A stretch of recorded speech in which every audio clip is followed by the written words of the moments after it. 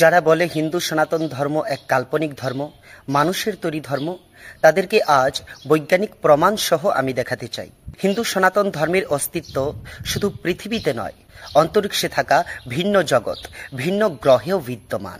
আপনারা জানলে অবাক হবেন, সত্য সনাতন ধর্মের যে বেদ মন্ত্র, যে গীতা শ্লোক উচ্চারিত হয় যে ভাষায়, সেই সত্য সনাতন ধর্মের সংস্কৃত ভাষাই হলো সেই ভিন্ন জগতের যে এলিয়েন তাদের মাতৃভাষা।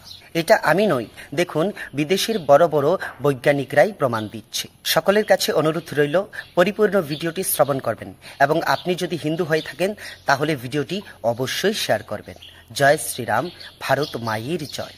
কলম্বিয়াতে ধরা পড়েছে এলিয়েনদের এক ইউএফও, কিন্তু আশ্চর্যের বিষয় হলো এই এলিয়েনদের ভাষা সংস্কৃত, মানে সনাতনী সংস্কৃত ভাষার বৈদিক মন্ত্র হলো এই এলিয়েনদের আসল মাতৃভাষা। হ্যাঁ, এমনই প্রমাণিত হয়েছে ঠিক কিছুদিন আগে কলম্বিয়াতে। কিছুদিন আগে ফুটবলের মতো একটা ইউএফও মেক্সিকোর আকাশে উড়ে বেড়াচ্ছিল, এমনকি প্রতি সেকেন্ডে নিজের কালার চেঞ্জ করছিল। কিন্তু ইউএফওটি একটি হাই ভোল্টেজ তারে ধাক্কা খেয়ে ভূপৃষ্ঠে পড়ে যায়। সায়েন্টিস্টদের একটা টিম ওই ইউএফওটিকে ল্যাবে নিয়ে এসে দেখলো ওটার উপরে কিছু রহস্যজনক সিম্বল আঁকা আছে এবং কোনো এক ভাষায় কিছু লেখা আছে যেটা আমাদের পৃথিবীর কোনো ভাষার সাথে ম্যাচ করেনি, এমনকি পৃথিবীর এক্সপায়ার্ড কোনো ভাষার সাথেও ম্যাচ করেনি। ইউএফওটিকে পৃথিবীর সবচেয়ে বড় রেডিওলজিস্টের কাছে নিয়ে যাওয়া হলে উনিও পরীক্ষা করে কিছুই বুঝতে পারে না। এরপর সায়েন্টিস্টরা পৃথিবীতে ব্যবহৃত প্রত্যেকটি ভাষায় কথা বলার চেষ্টা করলো, কিন্তু তাও কোনো রেসপন্স পেল না। শেষে যখন ওটার সামনে সংস্কৃত ভাষায় বৈদিক মন্ত্র পড়া শুরু হলো, সাথে সাথে ইউএফওটি ভাইব্রেট হতে শুরু করলো।